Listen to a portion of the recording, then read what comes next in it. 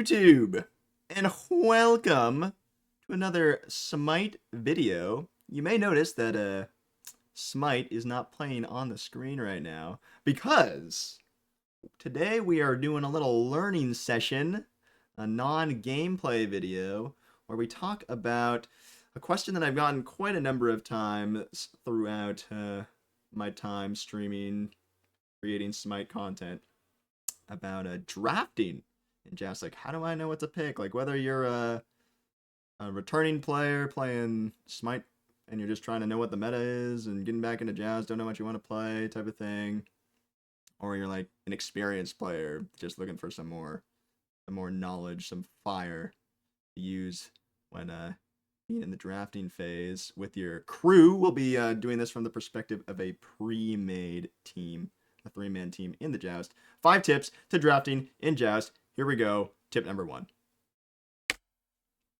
The first tip to drafting in Joust is knowing your team. So what that means is knowing what team or what gods your players like to play, having an idea what you guys are going to prioritize going into the game, like the type of characters you're looking for, the type of compositions you want to run.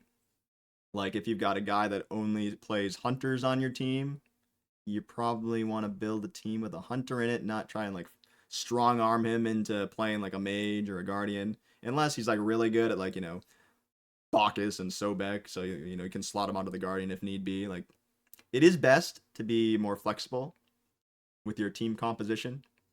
So being able to play the traditional like hunter, mage, and a guardian, or being able to flex into, like a double warrior mage type of thing. But understanding your team and your teammates' constraints, like what people are looking to play, what they're best at, and formulating drafts based on the strengths of your team is paramount. I think a common mistake I see people make is they think that in any given Joust meta that one team comp, like for example, like double guardian hunter, like just for example, is like the strongest in a given meta, and they only draft double guardian hunters. If you have people on your team that are just like really uncomfortable on one of those roles, and you're just forcing them to play it just because it's meta, then you're kind of dropping the ball a little bit, in my opinion.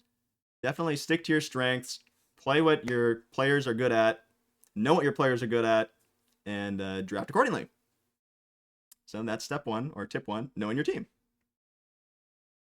Tip number 2, kind of going a little hand in hand with tip number 1, knowing your team, is having a ban plan. So, you've got an idea of what your players are trying to play. You know what type of characters you want to run, the type of drafts you're trying to build based on your teammates.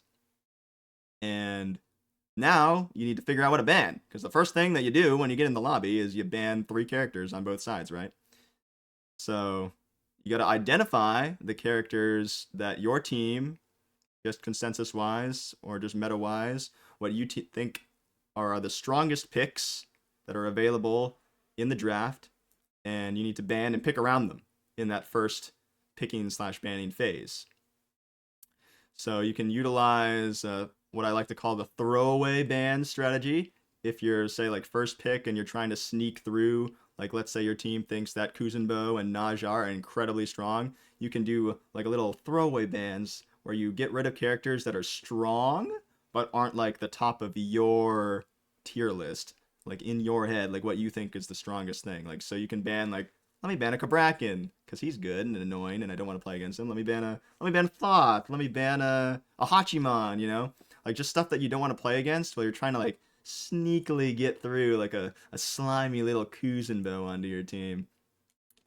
You could do the same thing from the second pick position where you ban like that, and you try and leave like as much really, really strong stuff on the table as possible. So let's say like you really like Atlas, you really like Kuzenbo, Naja, you really like Charon. Like you can just like avoid banning all 4 of those things and then like ban like maybe one of them to try and get like 3 on the table, so that the first pick, let's say they grab like the Kuzenbo, but then you're like, haha, I get Naja and Charon, my favorite other 2 gods that are gonna do really well here.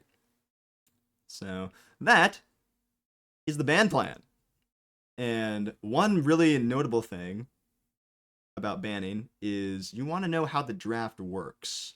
like who picks and then who bans and who picks after. So like first pick, it's just gonna go ban from one team, ban from the other team, ban from the next team, ban from the next team, ban, ban, and then first pick's gonna get their first god. Second pick gets 2 characters, and then the first pick gets their next character.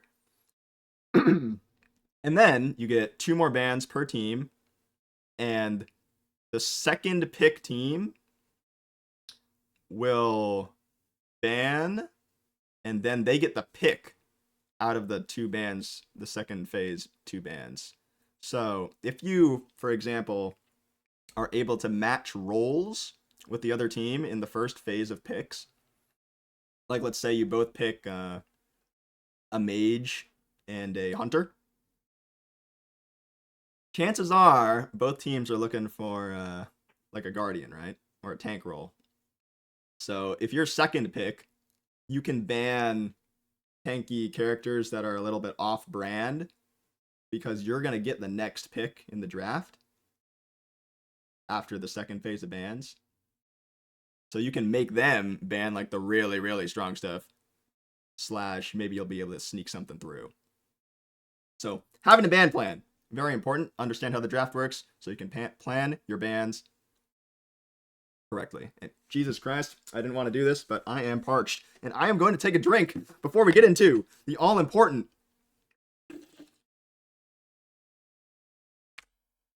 third tip. Communicate. A classic one. This kind of goes through with every single one of these tips. Like the whole point of this video is to try and get you to, communicate effectively and knowing what you should be communicating when you're looking to draft in Joust. So I figured I'd just throw it on here just so we can really drive it home that you got to keep that communication together. You got to have everyone on board with how the draft is going so that you can plan accordingly. You want to make sure you get everyone's input. Like, you got that one quiet guy on your team, make him talk, man.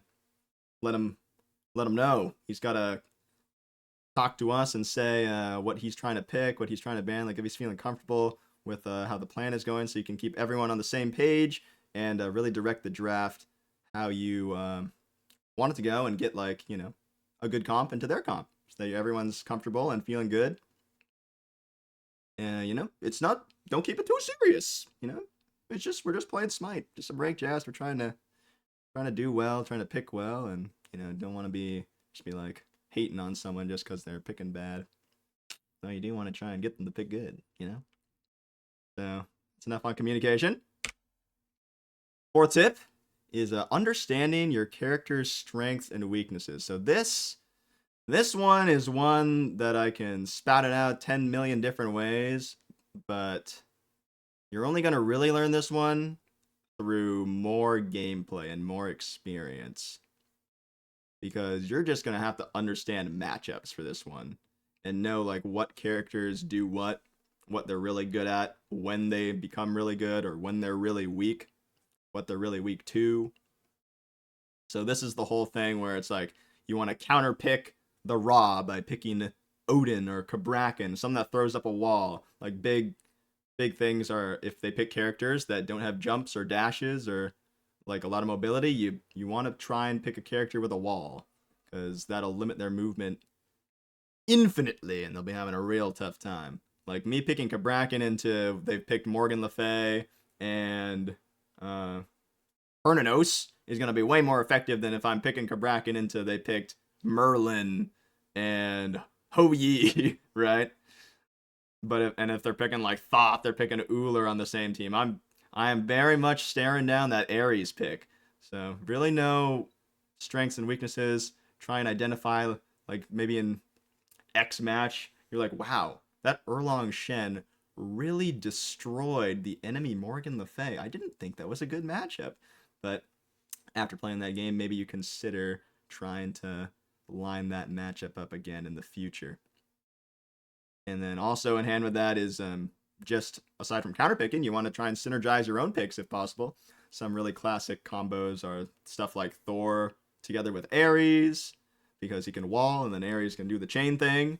You can do Thor together with Rog, get big Raw combos off of the Thor wall. Really long range CC, really easy to land for the Thor that can set up some very important abilities. You can do stuff like Charon with Medusa, because Charon's ult fears the opponent in the direction that the wave came from. And so if you've got a Medusa lined up with the Charon there, the opponents might not be expecting you to do a Charon Medusa ult combo like that. Like, people are definitely expecting like Athena Medusa, but Charon Medusa is a bit of a newer one. Maybe you could experiment with that. And then another classic combo is something like Naja with Kukulkan. You know, easy peasy. He sends them up into the sky. The Kukulkan drops a 3 and times his ult on the way down. Practice it in jungle practice. Get it together. Following up off those Naja ults is crucial. And another thing to understanding character strengths and weaknesses is make sure you're banning things based on what you're looking to do with the rest of the draft. Like, if your mage player has yet to pick and you're in the second phase of the second banning phase, and he's like, they're going double backline this game, guys. I'm kind of thinking about grabbing like a Thoth or a Morgan Le Fay, something with like a lot of range that can outrange them and make this game really easy for me to play, and I can carry this game if we can get rid of those things. So maybe you ban counter picks to Thoth, for example. You ban the Fenrir, you ban the Dodgy, you ban the Ares, that type of thing, based on what the enemy has already drafted. And once again, this one comes with experience. So you're not going to know everything when you first start playing. You get your 3-man together. You know, it's going to take a lot of time on the battleground of the gods to really understand the little intricacies of matchups and whatnot. And then finally, our 5th tip is, you know, you've made it through the draft, you've gotten to the end, you got your 3 characters, they got their 3 characters. Now you want to identify your win conditions is the big tip number 5. So, like I said, you're at the end of the draft. Now you guys need to communicate with each other on how you want to approach the game, like whether it's your builds, your general game strategy, stuff like that. And, you know, you want to have a plan for how you want the game to play out. Like, do they have a really heavy healing, really heavy tank comp? And we just need to get anti-heal online. We need to get our Pestilence, our Divine Ruin, our Brawlers, all that stuff. And we don't really want to fight. We just want to farm. Like, keep that strategy locked in and communicate that with your team on what you're looking to do. Like, is this we're playing for level 12 type of team? Because once I get my 2 relics on my Guardian, I can really apply that, like, you know, Drowned Onk Bracer onto the team and really shut down the enemy, like Aphrodite, for example. Or we really need to have Sunder to take down the Charon shields, and we need to wait for my erosion type of thing. So we're really playing for, like, when I get those power spikes. And, you know, or am I picking, like, on the opposite side of the coin, are we grabbing Kabrakan and Hercules on our top 2? And they've got, like, a Merlin and... That's a slow hunter. A Merlin and a Cupid. 2 characters that are very late game, that are looking to, you know, get those items online, really stall the game out so they can carry late game. But we're Hercules and Kabrakan, I said, right? So we want to run it the heck down. We want to send it straight to their blue buff, get out of base ASAP, and make sure that they are not comfortable the entire game so we can try and snowball a big lead by stealing a bunch of buffs or securing a lot of buffs and getting really far ahead and making sure they can never play the game. So identifying those win conditions is of utmost importance. And that's tip number 5. Honorable mention. Just have fun with it, dude. Like I was saying earlier, it's a game of Smite. There's playing some Ranked Joust with the boys, you know. I hope you're playing with people that you like to play with. And that's the reason why you're playing, you know, just a little competition with the boys, trying to see how far we can get and how far we can climb, if we can improve, you know, how we can clean up the drafts and get a lot of W's. W's? Did I just say W's? A lot of dubskis. That's what we're looking for. So, yeah, keep it light, not too serious, and keep those 5 tips in mind. Knowing your team, having a ban plan, keeping that communication running, understanding your character's strengths and weaknesses, and identifying your win conditions. Those have been 5 tips to get yourself through the Joust drafts and improve yourself in the draft. Hopefully it helped. Don't forget to leave a like on the video if you did enjoy. And don't forget to subscribe to the channel for more content. And I will see you guys in the next one.